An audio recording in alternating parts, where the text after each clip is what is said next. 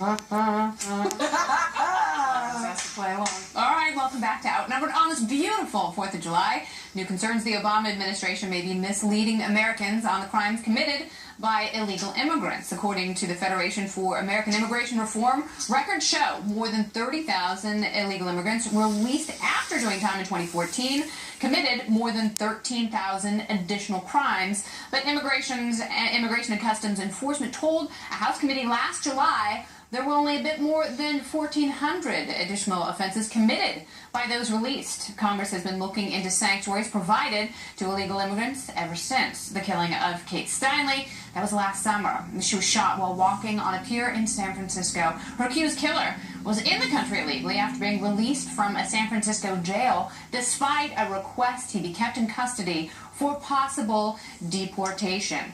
All right, so Charles, I'm going to go to you first. I mean, obviously, people who come into this country, by and large, add to the economy, they want to work. But those who commit crimes, they really don't deserve to be shielded, especially when they are crimes like sexual assault and homicide and armed robbery.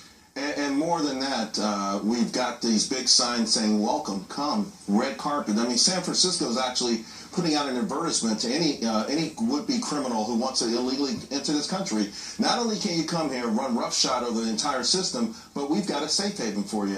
It's so despicable that they would cover this up. It's so dishonest, and I don't get it because there's so many of these sanctuary cities. I don't even know how the people in charge look themselves in the mirror. Yeah. I really don't. And you wonder why the average American doesn't trust government. And you wonder why we're seeing what's happening with this election happening. People don't trust government right now when you see that the Obama administration grossly misrepresented the number of crimes that were committed there. And Kennedy, to your point, we're not just talking about misdemeanor charges. We're talking about homicide, kidnapping, assault, sexual assault, drunk driving. Yeah. Horrendous But offenses. if you were committing those crimes and you were born in this country, the rate of recidivism is high enough that it's so problematic that you would be sent to jail for a long time. And, you know, San Francisco and places like sanctuary cities like that may have the best intentions. And certainly we have enough broken immigration policies in this country that to get in here legally is so prohibitive. That's why people come across the border. You know what? I push back on that a little bit. Maybe when they drafted this stuff sometime back, someone thought it might work. I was going to finish that.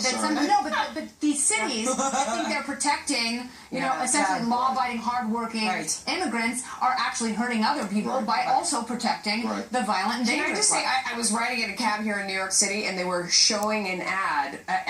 De Blasio was bragging about New York being a sanctuary city, and how in the ad that presumably we were all paying for this ad, he was saying that they ignore federal law and they shield people here in the city, and it's outrageous. I don't know why we would pay to have someone in a jail. Why wouldn't we just immediately deport them if we know they're here illegally? If they do it all costs money, right here? So, yeah, everything costs money. So now I think this kind of highlights the importance of the recent tie that we saw at the U.S. Supreme Court on the issue of President Obama wanting to shield 4 or 5 million illegal immigrants in this country. If the administration is willing to, I don't know, fudge the numbers a bit with Congress, maybe scrub the intel, that seems to be a trend, edit the tapes, if you will, with this administration on the details of how much crime and recidivism there are among these people in the country, then it should be no surprise that the president was trying to also shield. I mean, that would be part of a trend. But now he's been blocked. So now the question is, all those people who are here illegally and committing crimes, will they now actually be put to the top and be deported? What is that going to look like? No, they won't be. President Obama came out immediately after that decision and said, listen, that's not going to be our priority. Well, what's the priority then? It certainly was for the first half of his administration. He said they'll stop him at the border as much as they can, but he's not going to, they're going to drag their feet and not get rid of anyone who's here already. But to Kennedy's point, so for the first half of his administration, we did see those videos of raids of people leaving. What happened? What changed? I think it became very politically inconvenient for him, and he was starting to suffer, and the Democratic Party was starting to suffer. Seeing those people tossed out. Yeah, but Sanders absolutely right. I mean, there's so much dishonesty in government. You know, it's one thing if you are going to try and change the immigration system in this country and reward people who are working hard, that's one thing, and make the process easier for them. I think a majority of people, and polls show this, agree that that's how you should do it. But if you are going to lie to protect people getting in here and staying here or coming back over who are going to hurt innocent people, then that's not okay. And Well, they that's never have to leave, so they never have to come back over. But how? Any sanctuary cities. But when they do deport, they're not sent back to the place from whence they came. Yeah. They're sent essentially to Tijuana. No, it's bueno. It's a shame. It's ridiculous. Wow, you speak so many languages. So much many. I don't even speak English. I don't know what's going on with me. It's the 4th of July, and we're celebrating America.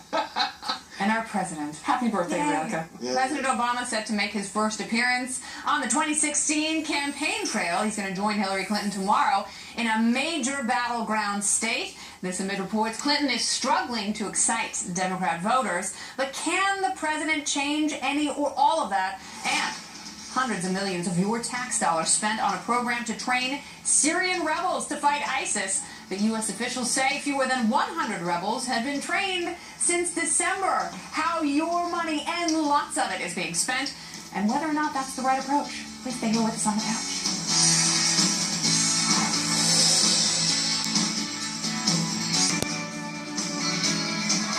It's a 2016 first. Tomorrow, President Obama and Hillary Clinton are expected to campaign together for the first time in Charlotte, North Carolina. Their joint appearance comes amid growing concerns in Democratic circles that Hillary is still struggling to generate excitement, especially among Bernie Sanders supporters. The hope is that President Obama can help stir up some passion for the presumptive Democratic nominee. Mr. Obama's former campaign chair, David Plouffe, saying, quote, "You want people to feel as passionate about Hillary Clinton being president as they do about stopping Donald Trump. If this isn't a close race, it's still going to matter a great deal for her presidency. That's one place where we need to see some improvement on the intensity side of the Clinton question." That's an interesting way of saying it, Charles. Now, the last time that they got President Obama out there, he kind of puts his foot in his mouth when he goes out there to try and help Hillary Clinton. He said that her strengths are also her weaknesses, and he acknowledges that she has an enthusiasm problem. Yeah, I think, though, that she needs him. Although I find it interesting, Plouffe is saying, we're going to win this, it's just a matter by how much. But she does have a serious problem, a serious enthusiasm problem. I think one thing she's gotten better at, though, and someone had to talk to her about the screech that she was doing at the end of her speech. Melissa can do it. Can you do the laugh? I think Kennedy's better at it. So, she's kind of stopped that, and I think it's helped her a lot, to be quite frank with you. Yeah. Well, you do it, Kennedy. She's got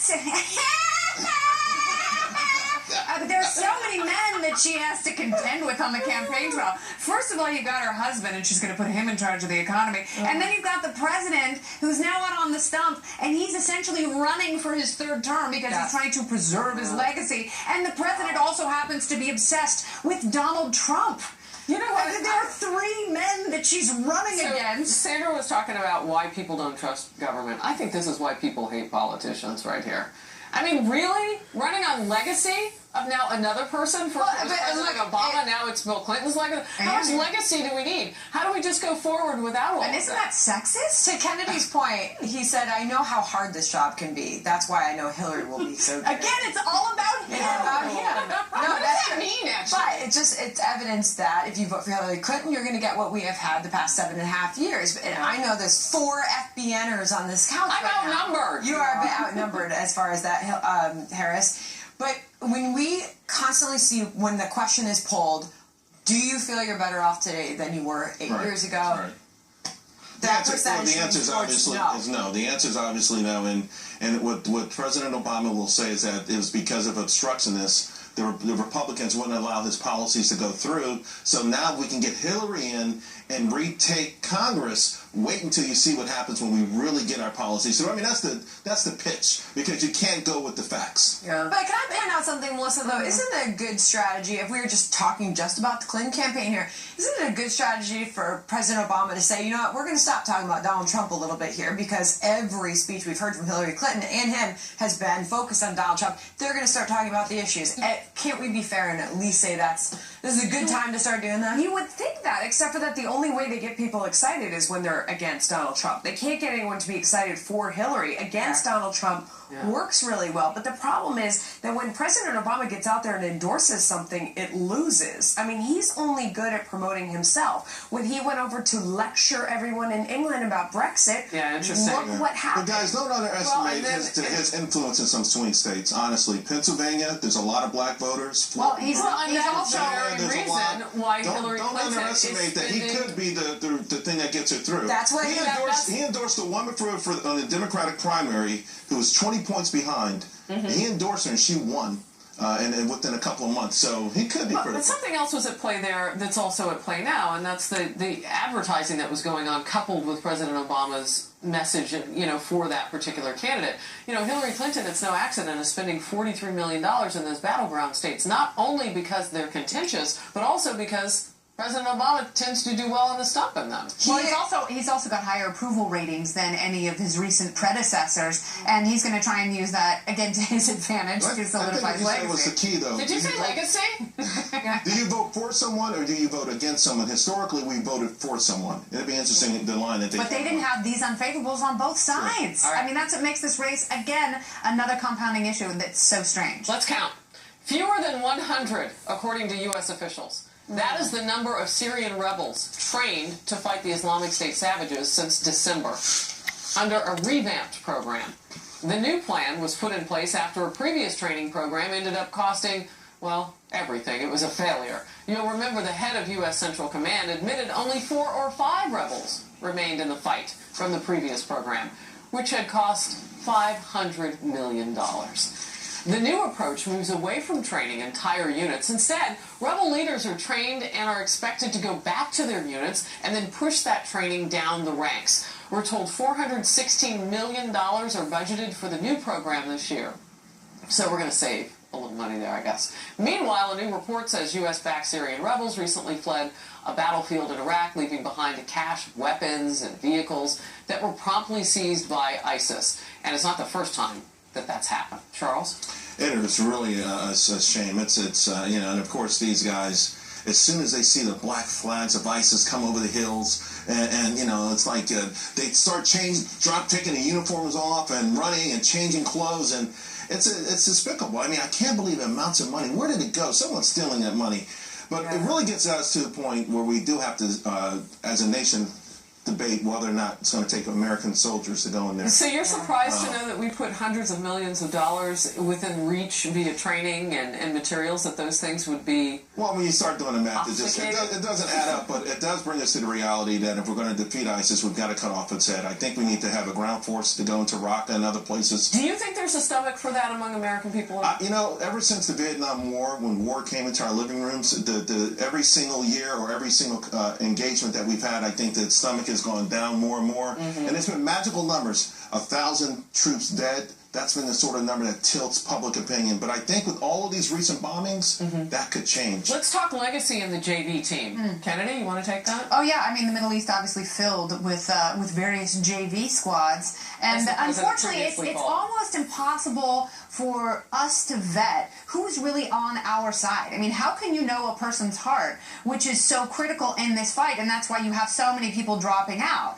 And you also have to think to yourself, like, man, if someone wanted to pay me $100 million to go over and fight, because that's the ratio is in some of these cases. If you're spending $400 million and you have 4 or 5 people remaining, you're spending $100 million per person. I mean, that is a dismal They're failure. not handing in that cash, but I would imagine that somewhere down the road they're feeling it. I mean, it seems like that doesn't work when we do these things. At the same time, when you ask what does the American public have the stomach for, I mean, we can't judge all things that way. We can't make all of our decisions in that fashion, because some things just need to be done before the terror continues to come home to us and everywhere else. But we've been doing this for a while. I mean, this is not a new phenomenon of the United States. Years with good intentions, training people to fight a fight in their backyard, but then they drop their weapons, the enemy picks them up, and that's how they're so well armed and using our weapons against Charles, them. going back to your point though, is this the best that we're putting forward to fight ISIS, especially now? Well, what happened was,